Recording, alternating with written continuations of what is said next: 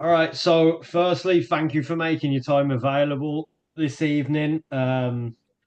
It's always good to go back over the basics. We don't get to meet up very often. We're all very busy. We've all got different things going on. So, I appreciate putting the hour out. It is something I wanted to do on the field. But I think going over the points and making sure we're all prepared for whatever we're going into is really key. Throughout, if you do have any questions, put your hand up. I'll do my best to stop and have a look. Um, and at the end, there is a quiz to go through and a prize for our quiz winner. There'll be some instructions for that at the end. Main thing with this as well is it will be a good bit of me talking, but please, if there's something you don't understand, you don't get, you need repeating, my Brummie accent gets in the way, let me know. I'll happily go over it again, as I can do this now with my eyes closed and in my sleep. So, in the sake of making sure that you can all go back to your families quickly and we can all put on the best experience we can this season, let's get rolling. So, just a reminder of who we are and what we want to do. Youth Sports has a problem. We'll go into that problem in a second. Our job and our role at SoCal Youth Sports is to go and address that problem and to change the status quo to make sure we're building quality experiences and unique experiences for the kids and families who decide to choose us and to come to our leagues, our sessions, and through our partnerships. The main thing for us and one of our biggest differences is we're not trying to be everybody else. We're trying to be different by making sure we're child centered, that it's not about them coming to our session, it's about us understanding what our sessions should be for them to make the most of themselves and to get the most out of it. That means every session we go to has to be engaging and enjoyable. And for the parents, it's equally as important as the kids to be involved. This is a partnership. We're making sure that obviously everything we do is professional in how we act, how we operate.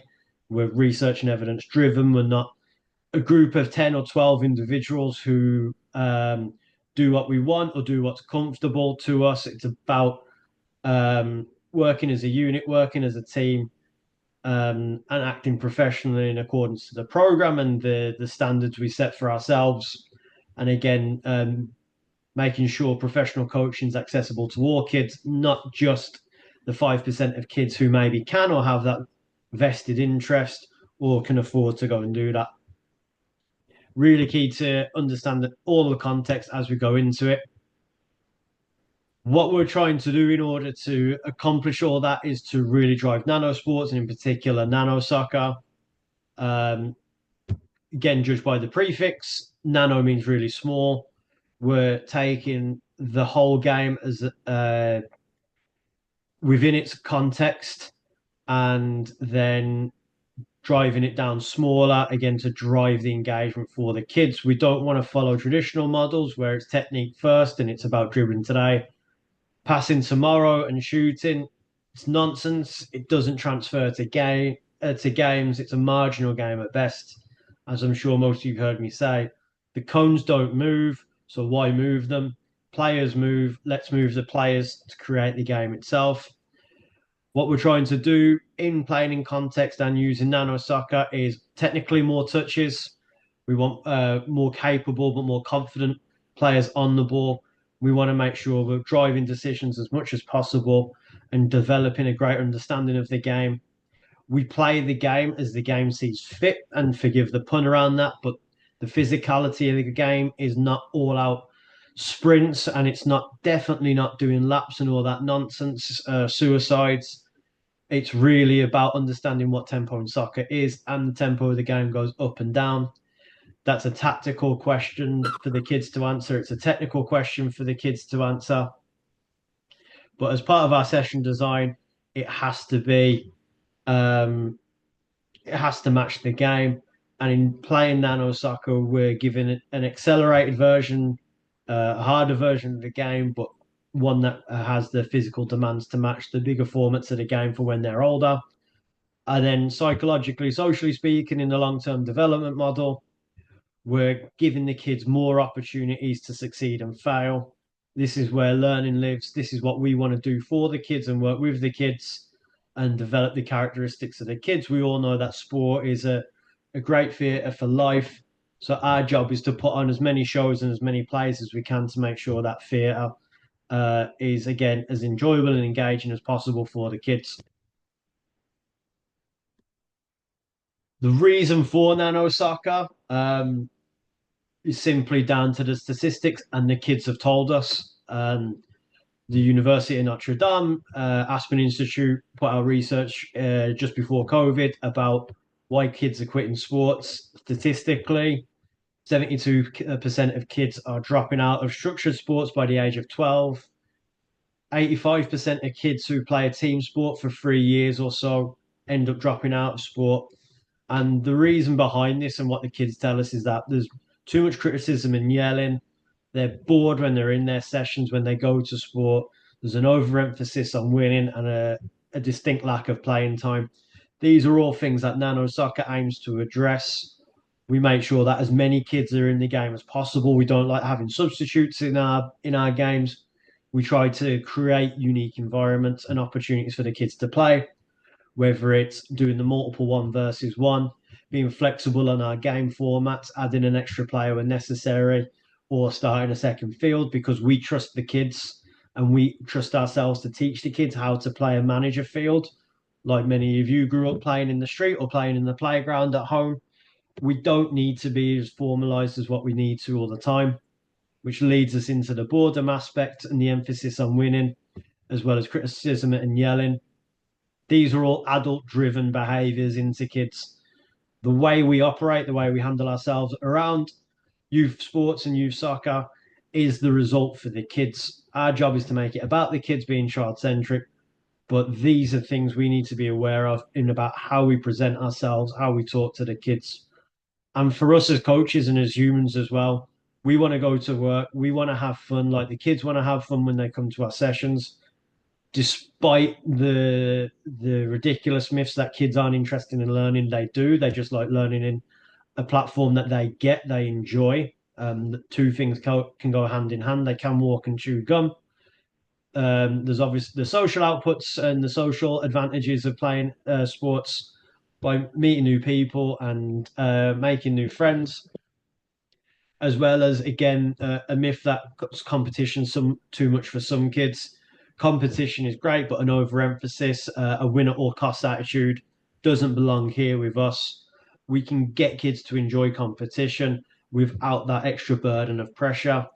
Essentially, what we're trying to change is not just the formats and the physical look and feel, but we're trying to create a better environment for the kids, but also for you, the coaches, to make sure that we enjoy coming to work. We enjoy coming to work with the kids, and all of our sessions for coaches and kids is somewhere where we all want to go back to. So when it comes to the league season, for both AYSO Burbank teams and the Pasadena Youth Soccer League teams, this is what we're looking at. Tomorrow, I have the preseason meeting with the parents. This is where I'll go and set expectations of what's expected from them, whether it's timekeeping, how we communicate, etc., and laying out the program. The aim of this is to make sure that when it comes to you being involved in the sessions, that you're only focused on coaching. All I want from you guys is focusing on the football, focusing on the coaching.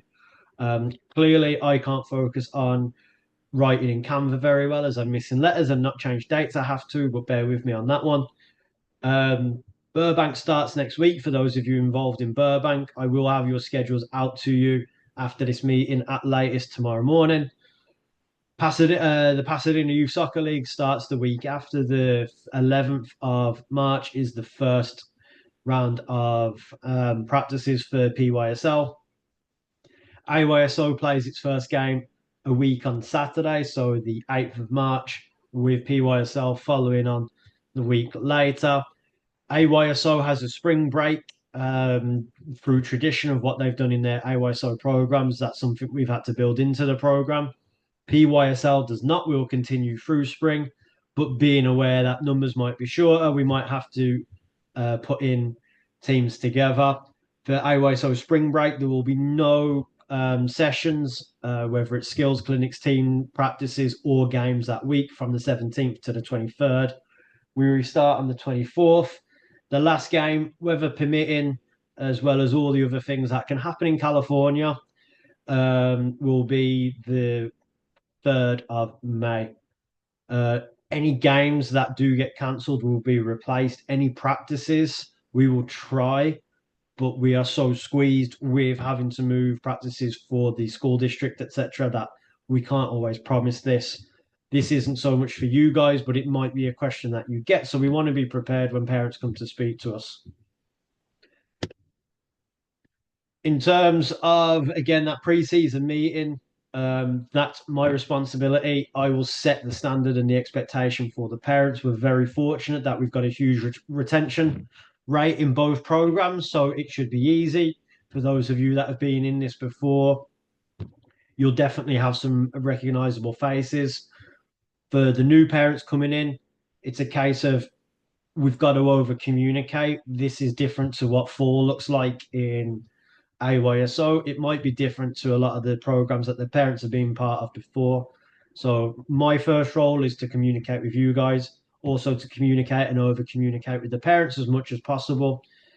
When it comes to your first practice sessions, and we'll go through the periodization in a second, the first practice session is always a dress rehearsal for the game at the weekend for that first game week, where the kids will go and do the Nanosoccer in the way that we're trying to teach them within their teams.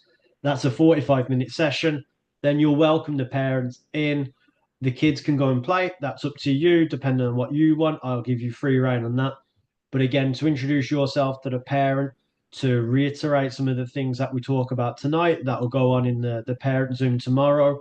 I will send you the link to that if you want to go and join in with that one and support.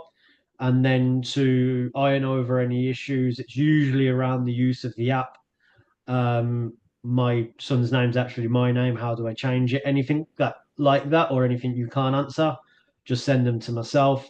If it's anything soccer that you can't answer, your TD on the field, whether it's Stephen in Burbank or Andy in Pasadena, they've been a part of the program. They're huge founts of knowledge. Use them as your backboard as much as possible to go and get the support you need. Don't hide away and be unsure. Be confident in being able to say, I don't know. Um, the transparency of that goes a lot further than giving the wrong answer or trying to lie or worm out of something that you don't know. That's a fault on my part. We'll communicate again. But again, on the field, if there's something you don't know, go and speak to Andy, go and speak to Stephen. If they can't figure it out, they go to me. We'll figure it out together. And again, skipped over this one in terms of the constant communication that's going to go on. We're not using TeamSnap this season. We are using Playbook. You should have had the link towards that. There is the RSVP side of things, which is great. Also gives me the opportunity to communicate and observe communications across all the teams, as well as a bunch of other benefits compared to TeamSnap.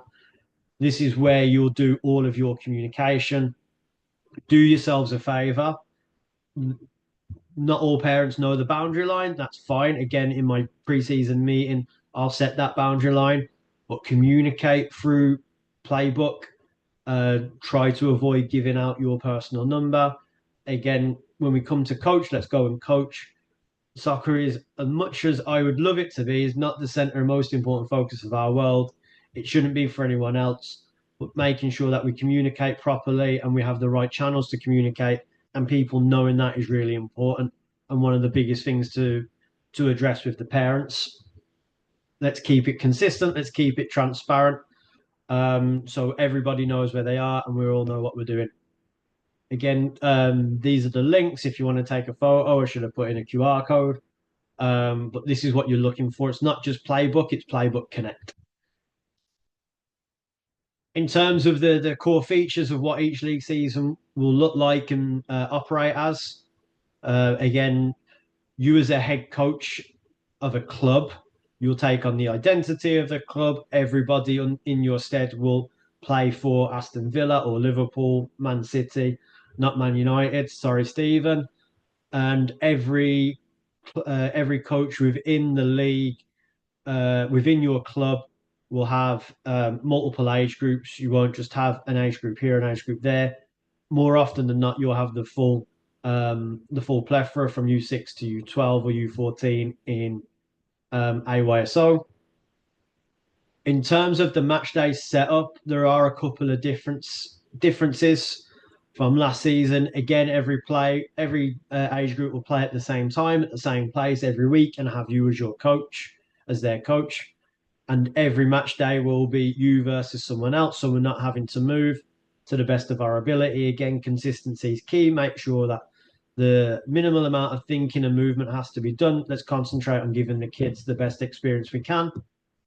Where we're changing a little bit, and this is from the feedback from you guys, the feedback from the parents, and trying to create something that works for the kids. And also based on the numbers, we have a great ability to be flexible because of the way we operate. U6s and U8s this season will be split into two halves. The first half of the season will be 1v1, and again in 4 periods across the whole board from U6 to U14. Everybody plays in 4 periods of play. But instead of the U8s having 1/4 of 3v3 and trying to manage the differences between the two, we'll build into half seasons there. U10 will stay as what they were, playing 3v3 with a goalkeeper, where we're trying to add a little bit more complexity and a little bit more um, to the kids' season, which is more in line with um, how we're looking to develop the kids, a bit more appropriate age and stage. U12 will play 4v4 and a goalkeeper. U14 will play 5-5 with a keeper.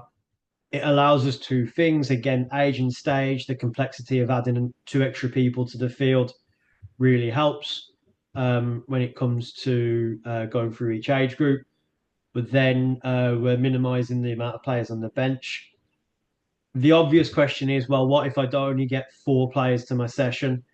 Again, we have great flexibility. Our aim isn't, we're not keeping score. There's no league, nothing like that. So there's no reason why we can't have to do 4v4 one time because the turnout might be low, injuries, other things happen with school. Even when it comes to adapting some of the games, if you have to put in an overload to support a team who might be struggling, again, feel free to use that. Our main aim is to ensure the best quality experience for the kids. So you've got license to be flexible and creative within that. Don't be afraid to do something like that. We want you to take that decision on board.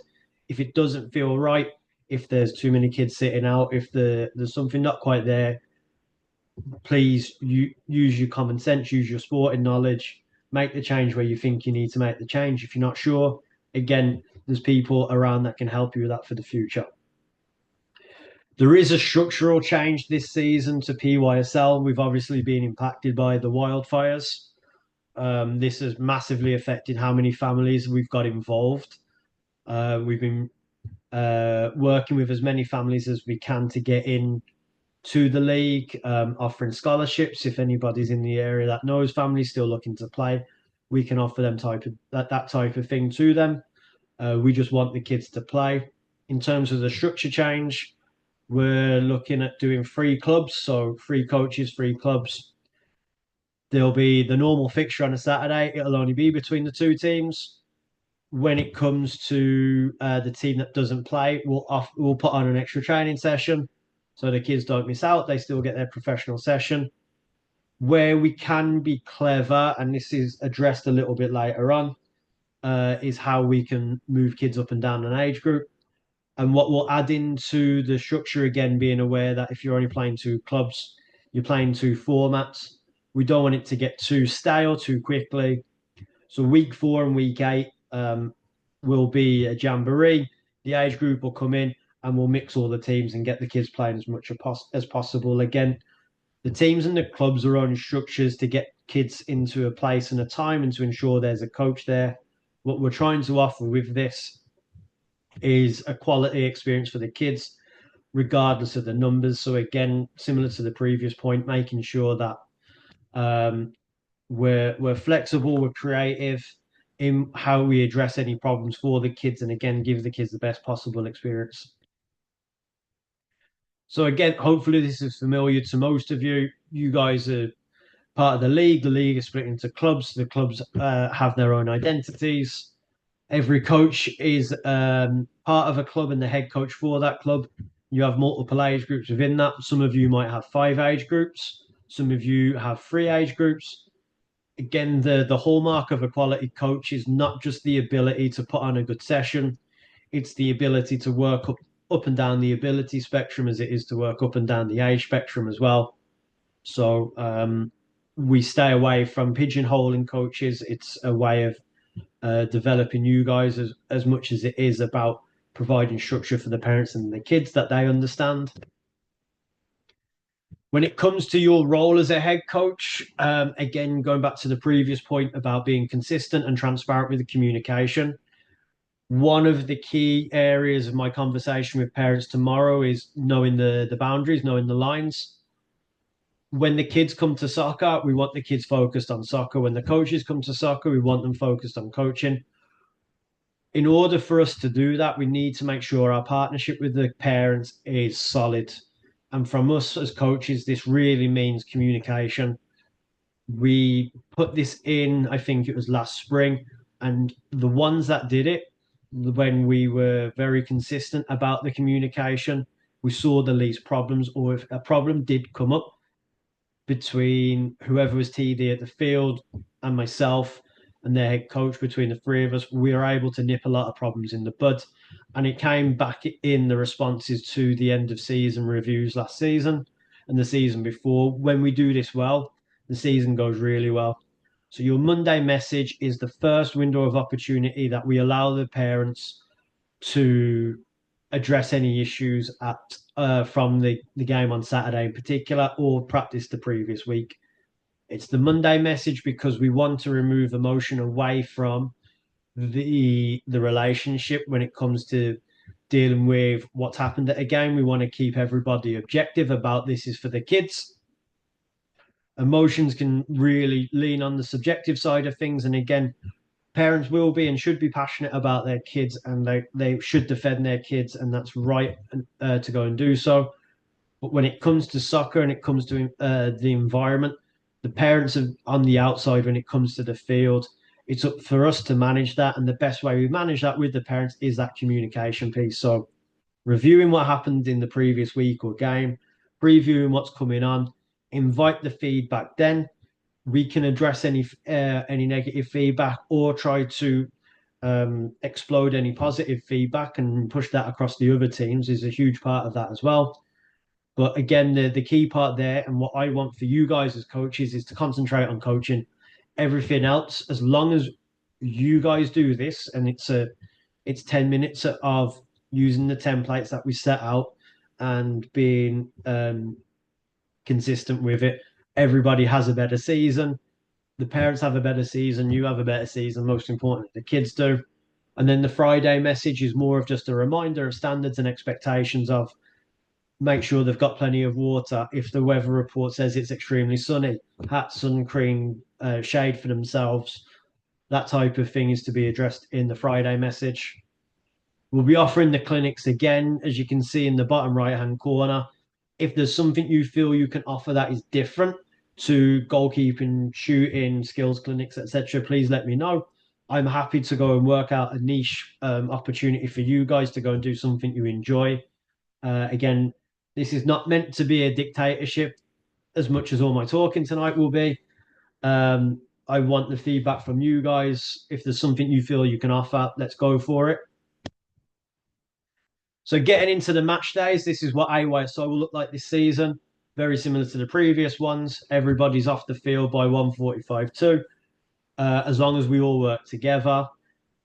The games are due to start at 9. What we found when we implemented this in PYSL is if we said 9 o'clock game, people arriving at 9:05, especially in U6, have already missed one game.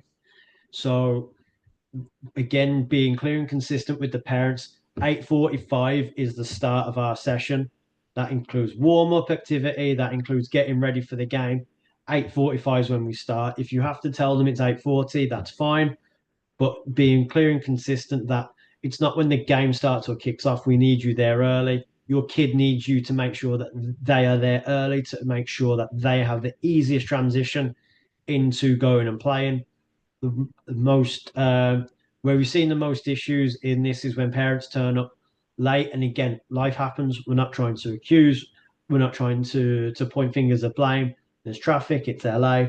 Things happen. People are dicing with multiple kids, but the importance to get there on time for your child's really important. To see everybody else playing and having to jump into the chaos is really, really difficult emotionally and socially for the kids. So again, timekeeping is important. A couple small things with AYSO at the moment. I'm still getting players signing up, which is great. We're touching the 200 barrier again, which is great. Some of the divisions don't have full teams. We're trying to fill as many teams as we can, but doing it so it's balanced. We don't want teams of 3 and 4. This means that some of the divisions in the age groups aren't equal in 6 teams. Similar to what I spoke about earlier with PYSL, if you don't have a game, we're not going to give a bye. We're going to have a training session. But you can also be very clever with what you're trying to do here. We can always offer the training session, but we all know kids fall into our ability spectrum. Some of them need more challenge. Great opportunity that week to go play up in your other teams if you have them. We all know kids that may need that little bit of a boost psychologically, a bit more of a confidence to go in and to be able to play. Great opportunity to play down. Don't hide away from those options. It's great for the kids. Have that conversation with the parent and the kids. Don't force them into something they don't want to do. But again, we're going out and playing. So one week you might have a game, then it might be a team practice, then another game, then another team practice. Again, a lot of this is down to our communication and how we set this up and how we put this into the schedule. That's very much on me. I will operate with that. But again, you reminding the parents that this week's a practice session. We haven't got a game, but we've got X space here, X space there. Can you do this? Can you do that? Goes a long way. In terms of your expectations on the field, for match day in particular at Burbank, there are 6 fields set up, and there's 2 different variations of goals, along with schoolyard and epic to set up. Make sure you get there early. 8 o'clock is late. Um, I know it's not the most fun thing in the world, and I know it's Saturday morning, but again, we don't want the kids seeing us rushing around. We want to be able to relax for 5 minutes. The kids should be able to walk through and see that today soccer's going to happen. They're going to see their coach in a great mood and excited to see them and ready to go. Go and be a team of coaches, not just individuals. Help each other enjoy the journey through it. Be there for each other. We all have bad days. Cars don't start. Kids were late getting dropped off, etc. Help each other as much as possible. We'll be putting our text groups together. But again, working as a team is really, really important. Same as when you're leaving. If you've only got up to U10 in Burbank and you're going home, collect some balls, put them in a central location, clean up your field if it's not getting used again. Stephen knows this inside and out, and he'll communicate this to you as the days go on. Andy will be there as well for the first week in AYSO to offer a helping hand. So just make sure that we're all working together and that we're all using our time as efficiently as possible. PYSL we spoke about a little bit, but this is how it physically looks. Again, same rules apply. Be there for each other, support each other, do the best you can for each other. It makes a big difference in the long run of the season. It massively shows to me in the feedback I get from coaches at the end of the season who pulls their weight, who doesn't, who's rocking in 5 minutes after 8 or 5:35 in PYSL, and just setting up their field. That's not the type of mentality we want. Again, it's a collective experience across the group, not just about you individually performing the program. Speaking of the program, again, hopefully this is familiar to all of you. What 1v1 looks like, what 3v3 looks like at the different age groups, and what the oldest ones look like playing 3v3 all the way through to 5v5. Simple things are there's no throw-ins, no corners at any level. Throw-ins, terrible idea. Really don't like them. Real corners will happen in U10 to U14. Corners in U8, when it comes to defender kicking the ball behind their goal, they start from the middle, not in the corner.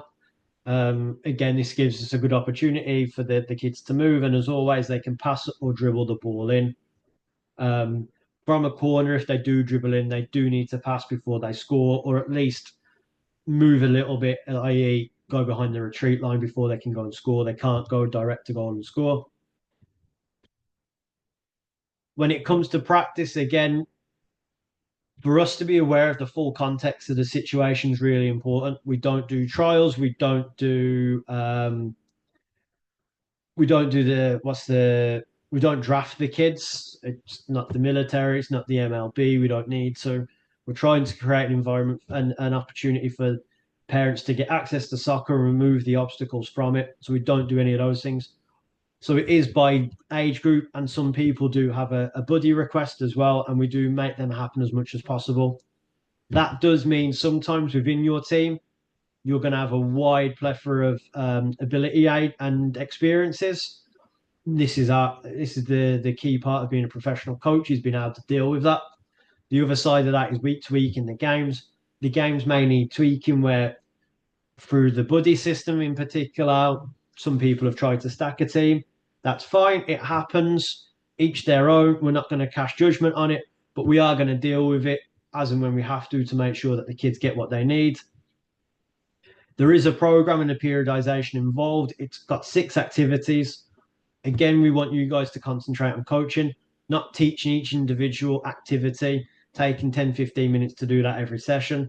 We should be able to roll one session to the other, especially when it's the same activity, and build through the activities through the season. Main part about every activity we do, it's about playing. Again, we're all human. We all have good days. We all have bad days. If it's a bad day, resort to play. If you need to go and do a scrimmage, banging headache, struggle to get here, again, we understand it's fine. Your best weapon is always playing.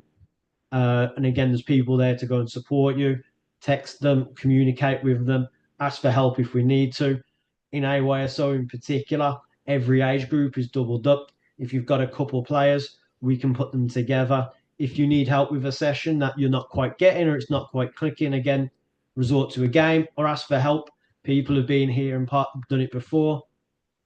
And again, some of the key parts and the key themes are arriving early.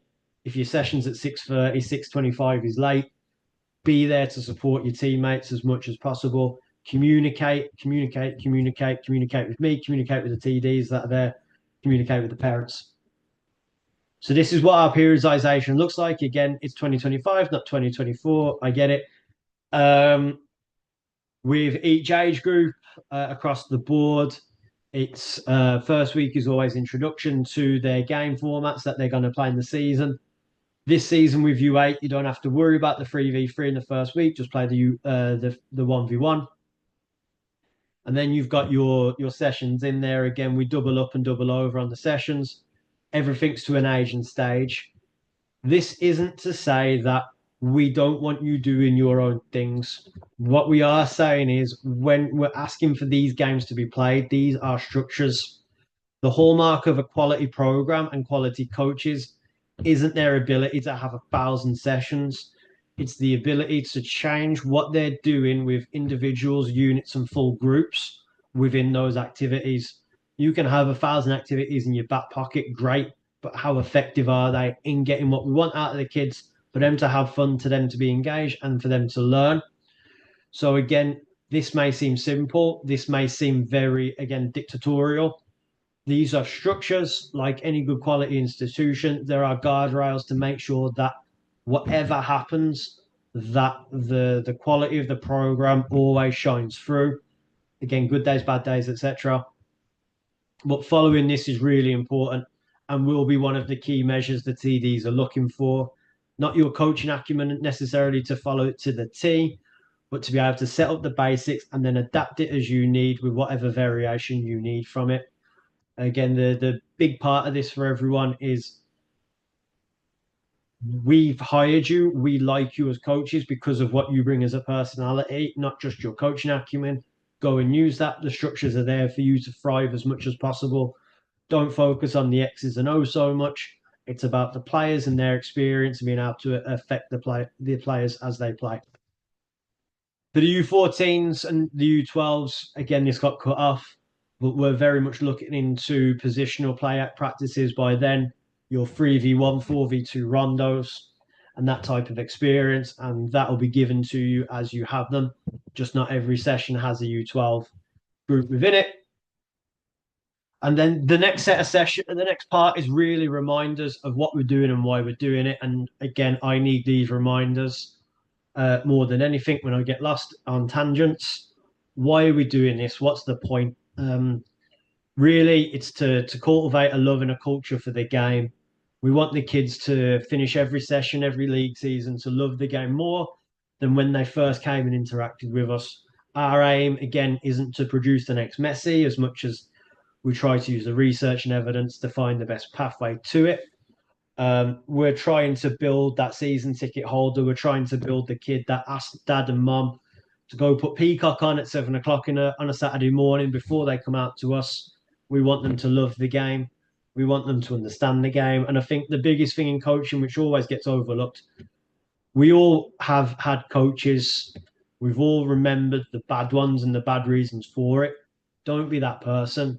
Be the one that in 10, 15 years' time, a kid will look back on and think, they were quality. That was fun. This was interesting. This is why I'm still in the game. Make a positive impact, be a positive role model on the kids. The best way to do this, and again, this isn't just based on my experiences or the experiences of people that have been here longer, but again, research evidence, common sense, some of the biggest associations with the greatest track record of development all dive into these ideas. It's understanding who children are. They're not many professionals, even if they rock up with a full Adidas tracksuit and dad tells you that he's played semi pro. That's wonderful for them, but it's not the kid. We need to enter the kids' world, and that's not just all kids' world, it's the individual kids as well. We want to develop the me, the character of the child, and we develop the me, their game, their ball, one step at a time throughout the season. We're very, very conscious of that. Learning exists where failure happens. Kids can't learn without failure. No one can learn without failure. We don't want 100% success rate in everything because without challenge, we're not stretched. Our comfort zones don't get broken. We need failure. The important part of that is to highlight the intent of doing something, even if the outcome isn't quite a goal or it doesn't quite meet the player they're trying to pass to. It's the intent. We want to see that the idea and the decision is correct. If it's a technical issue, fine, whatever, 3, 4, 5, that's then go and address the issue. If it's one or two, let them see if they can get to that point themselves. But the intent of the action is always more valuable in highlighting than the outcome of it. They expect praise when something good happens. Some of them may expect negativity when something bad happens. We're not those people. We go to build kids. It's the intent of their actions that's the most important part. And the biggest part, embrace the chaos. We play in a chaotic manner. We don't do the isolated technical practice nonsense because one, it doesn't transfer. Two, it's just boring. It's terrible for the kids. Why would we do that? It's not an effective use of our time. So we play games because they are chaotic. Again, our role is to drive and build that environment. We spoke about being child-centric. We've spoke about the enjoyment and engagement being key parts of a kid's experience. The 4 C's is something we really want to drive home as a result of the environment we're driving. We may not physically point these out all the time, but we want characters that are resilient in defeat and humble in success. We want kids that are coming and asking questions and feel comfortable to keep asking questions to you. We want kids who are using their full creativity. We don't want to starve their creativity. We don't want to pigeonhole and lock them into one-dimensional solutions. We want them to be creative with their actions, and we want them to be brave enough, courageous enough to go and do that, not to mistake bravery and courageousness as the physical thing of smashing into a tackle. It's about getting something wrong, but being brave enough to go and try it again. How do we drive that environment? Again, kids having both hands on the wheel, not us at the center of it, telling them to pass, telling them to dribble. We all know who we are. We all know it's a difficult behavior to get rid of, but we don't tell the kids what to do. By the time we've told them, it's already gone.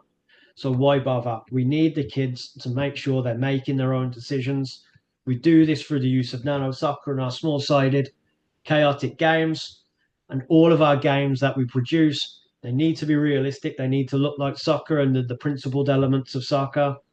We repeat the conditions and the scenarios of soccer. We don't repeat individual techniques for a long amount of time. We may use them as a sideshow to a game, but it never, ever dribble to this line, go back past 5 yards, past 10 yards. Even if they can't do it, that's fine. I'd much prefer them to try to do these things within the context of the game all the time. And as always, offering times of reflection. Don't play 10-minute games, especially when they're intense. 4 or 5 minute games, more than enough play time, really drives the intensity of the session.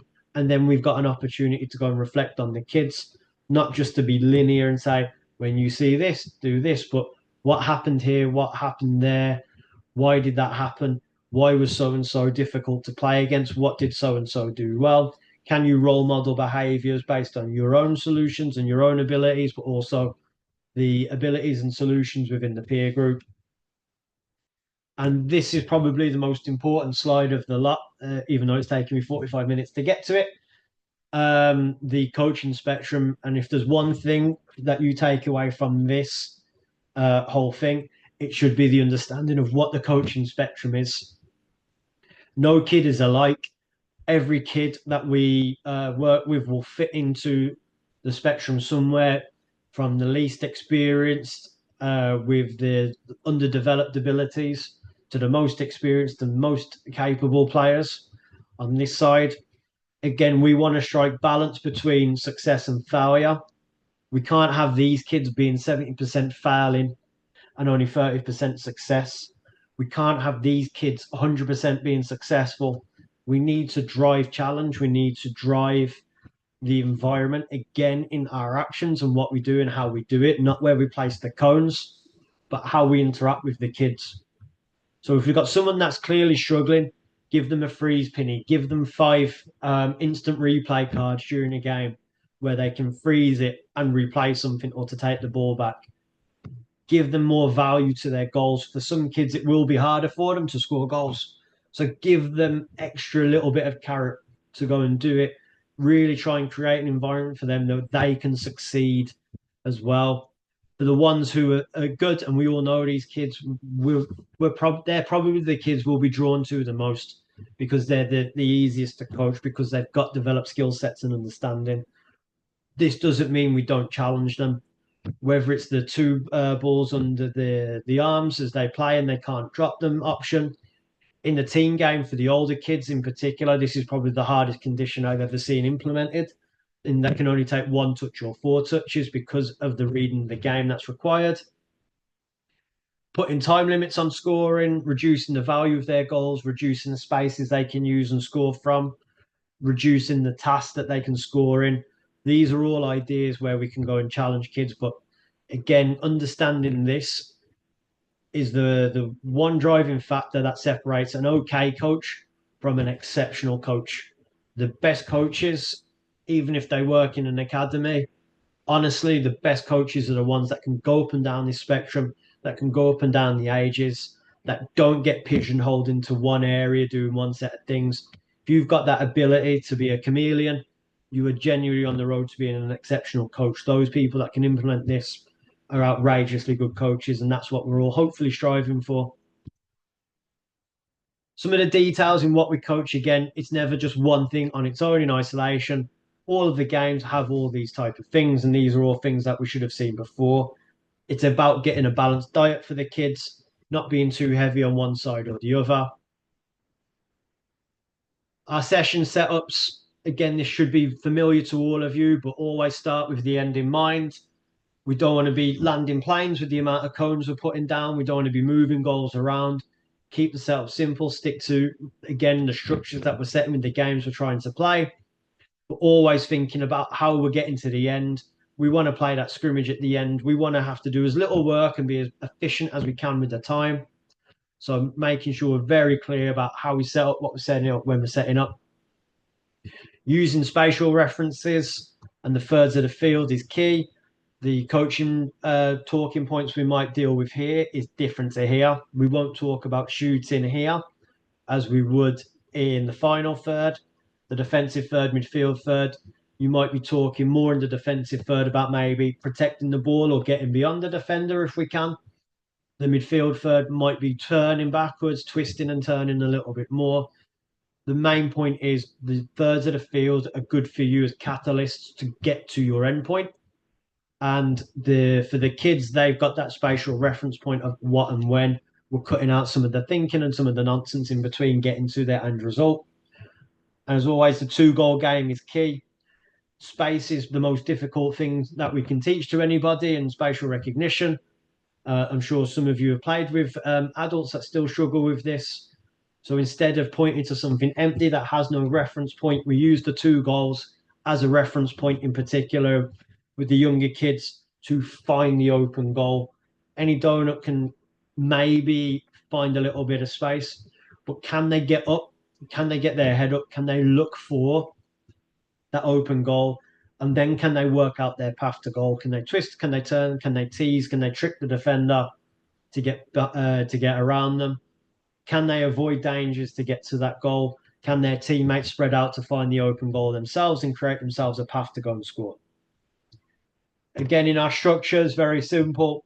Start with a game, progress the game, finish with a scrimmage. Some chaos, more chaos, maximum chaos. Again, in this progression session, after all the kids are in, we've played a couple of games. This is where the good coaches set themselves out, how they progress the game. They can do it as a group and add more defenders in. Very simple steps, change the task. The better ones are able to do group and individuals. Can you see someone who's been successful? Can you challenge the success with one of the options we spoke about in the coaching spectrum?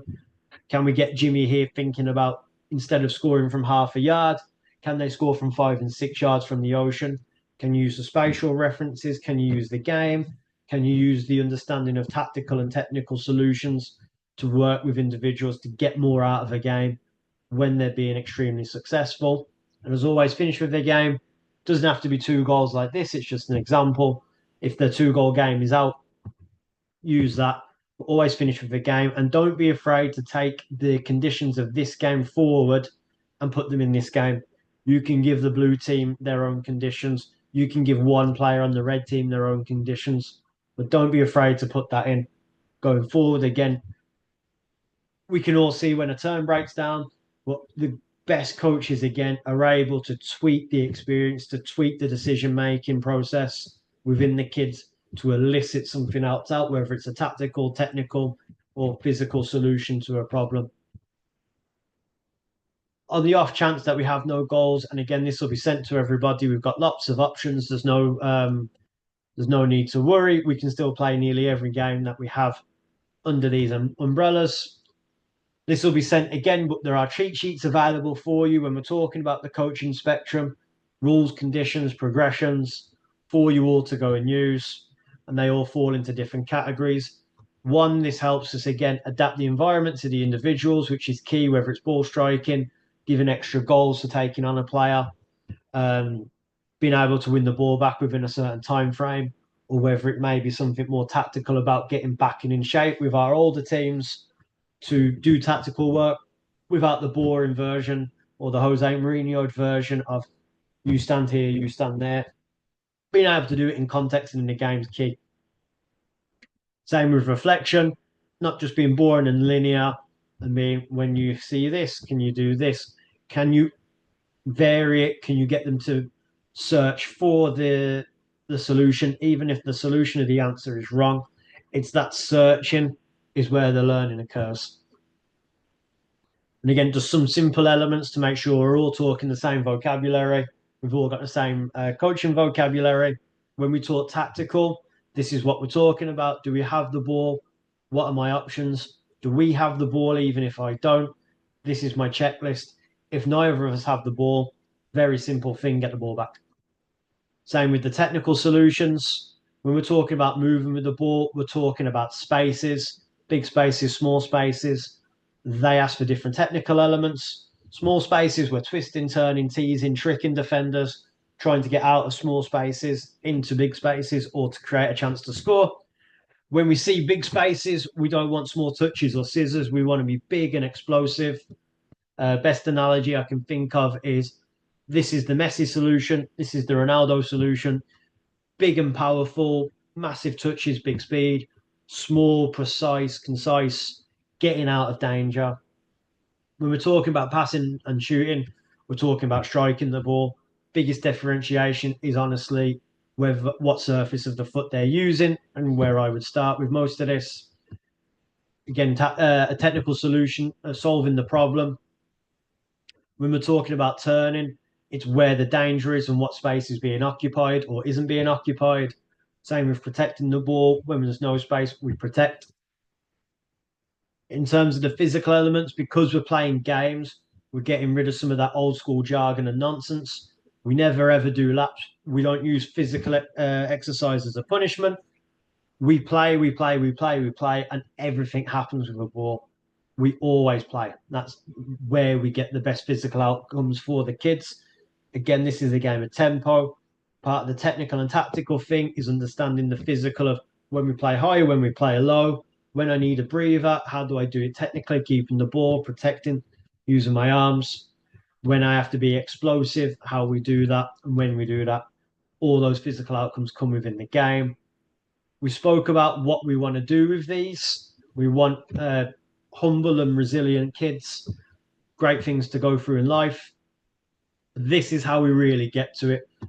Safe competition, not about the end result, but me versus me and what can I do in the next game. For all of us as coaches, and again, this is the exception to prove the rule as I'm talking at you, we get more out of one question than we will out of 5 instructions. Can we create and break the comfort zones of the kids all the time? Again, that balance of 70-30 success and failure. Can we really try to push the kids, get them to a good quality, then add something else to make it difficult? Can they figure out the problem to get back up to that success rate again? And again, we spoke about being courageous earlier on. And then into some of the sessions, we've all seen the 1v1 stuff. Again, some ideas about how we can adapt it. 3v3, where does it reside in our long-term development model? What can we do within our coaching spectrum to adapt the games when we need to adapt them? And then why we're doing it, or what's the point to all of this? If we want good stuff in this game at this version, the best way to go about it and the way that keeps the kids in the game, most importantly, is being able to be competent and confident in 1v1. Can they then build it into small groups in 2v2? Can we start to add structures of in and out of possession at 3v3 and 4v4? Because essentially in a 7v7 and 9v9, all we're talking about is multiple relationships throughout the team as the kids grow. We won't ever get to do this because this isn't what Nanosoccer is about. This isn't part of my philosophy. I don't think kids should be playing this until they're teens, and even then of a level of quality, because there's more than enough available for the kids in this stuff that there's no need to do this stuff with a few exceptions. But again, as the kids go through and some of the kids will build through, our aim, our idea is it's about multiplying the complexity of the relationships, not the difficulty of the game. The more relationships there are with the more players there are, the more that we just repeat the roles and the principles of what we've gone through before. We shouldn't have to teach individuals positions. That's nonsense. Again, there's a dozen, 2 dozen, 3 dozen, 4 different versions of positions and roles in positions. What we can do is teach principles and understanding of space and what we can do within those issues. So going through some of the sessions again, I'll send this to you guys. Most of you have gone through it. I don't think we need to go through it in huge detail. But again, every session is set up to where there's the basics of the game in the how, and we progress the game. Again, good quality coaching is not having 1,000 activities, but can you progress one session 1,000 ways with causing as little chaos and being as efficient with your time as possible. Speaking of which, I'm trying to be efficient with my time so you guys can get back to your families. But again, all of the sessions will be in the PDF that gets sent to you. Take time to take them in. It will definitely tell to me, Stephen and Andy, who has gone through it and looked about it and thought about it and who hasn't. The coaches that will have the best season are the one that are most comfortable with the structures we're trying to implement, and then how we adapt it for the kids within those sessions as well. And some of the older kids, these are just examples of the games we can play within our rondos and positional games, going towards a bit more of the modern sort of staple of coaching at the moment and how we can adapt those games. And then within your scrimmages, adapting again to keep the games fresh. First goal wins is always a really big winner for the kids. It's fast, it's furious, there's no time to stop. It's all about thinking, having multiple games on. So 2 games at a time, 3 games at a time if you wanted to. If you score, you move. Great way to create underloads and overloads and different situations for the kids to go and learn. And now it is quiz time. I blitzed through that as fast as I could, but with as much quality as I could. Before I go into the rules of the quiz and to see who's awake and who is not, has anybody got any issues with that? Is there anything that anybody wants to go and look back on?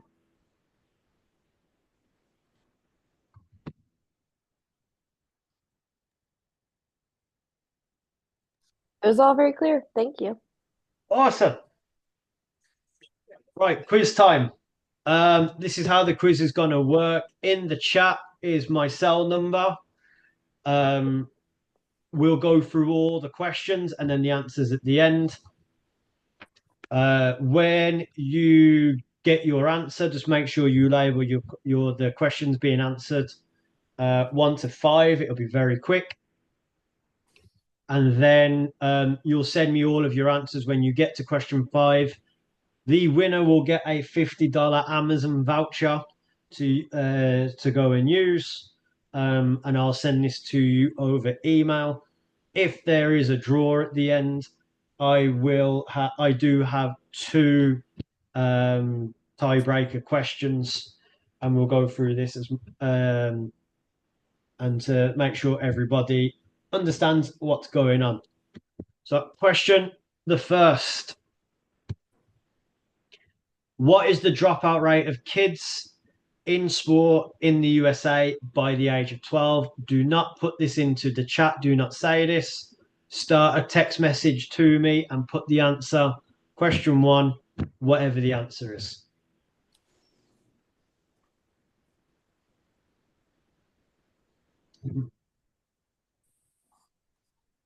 Uh, I've only got Zoom user for 1 person. If you can send it in the form of a text message, my number is at the top because I do believe I've got everybody's number. If not, you're not sure, put your name at the end. Send all your answers at the end, not now. Question 2. Nanosoccer emphasizes player something over outcome. What is it?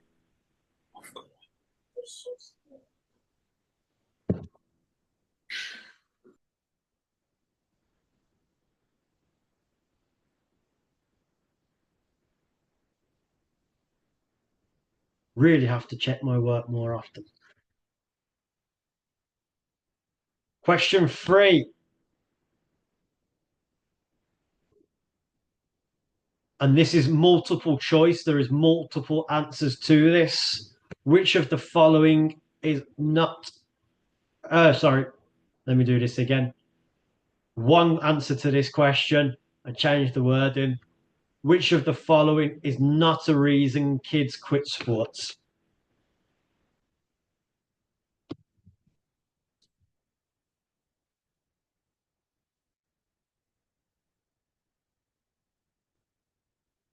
Question 4. Studies show that small-sided games result in significantly more in-game actions.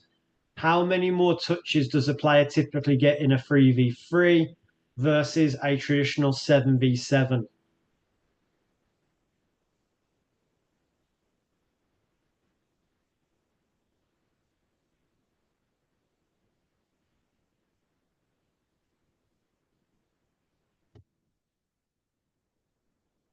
And question five.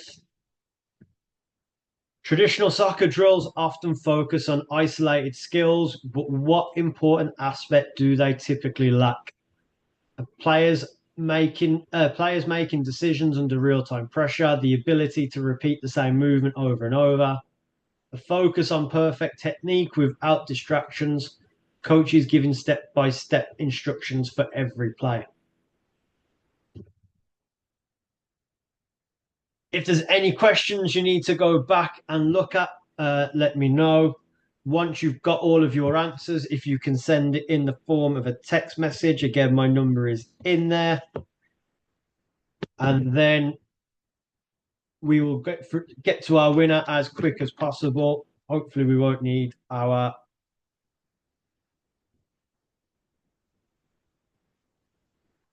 tiebreaker.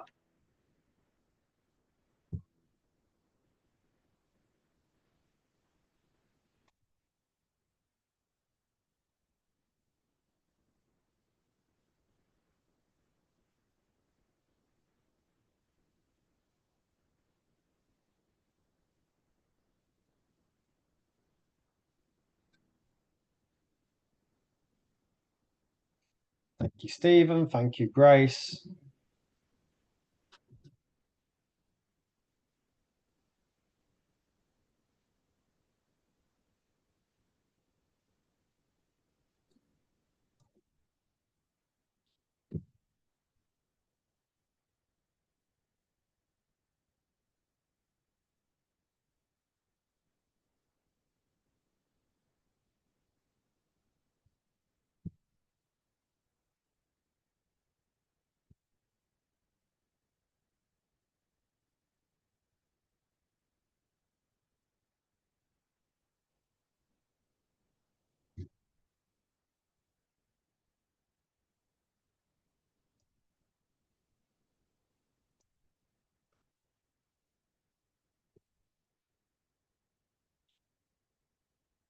Who are we waiting for? Shock, Andy.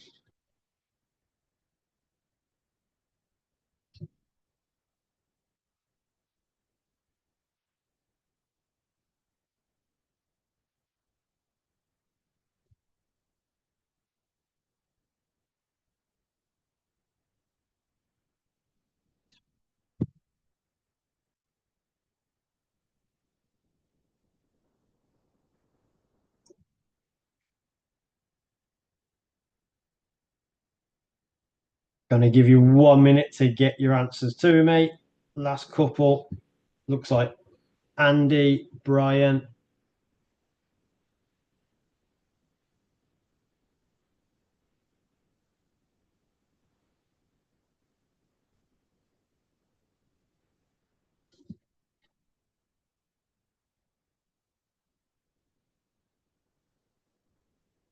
30 seconds.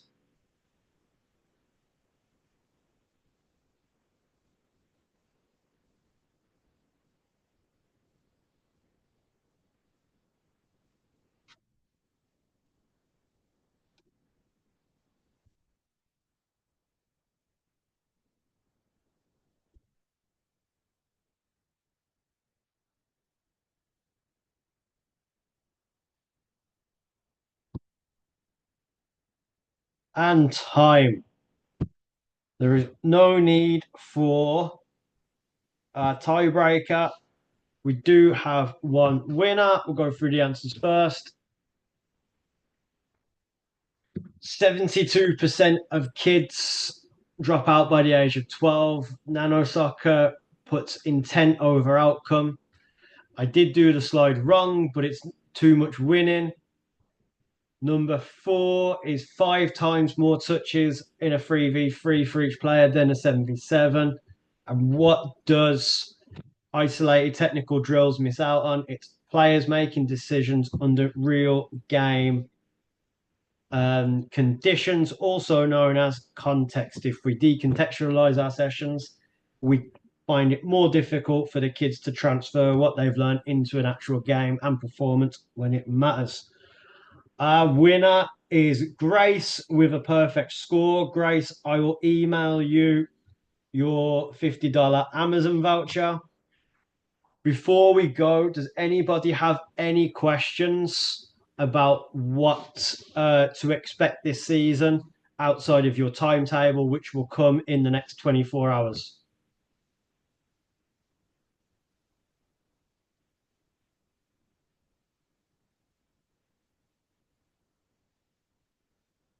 Awesome. I'm going to take everybody muted and no chat back as a positive. Again, thanks everybody for making the time tonight. I hope most of it was a reminder of what we're doing and why we're doing it. I will be sending the PDF out to all of you to go and get a copy of. Please make sure that you go through it. If you have any questions, um, please reach out to me. I'm more than happy to help. I obsess about this type of stuff constantly. And other than that, thank you again very much. Have a good evening, and I will see you all on the field very, very soon. Thanks again. Thank you. Bye. Thank you.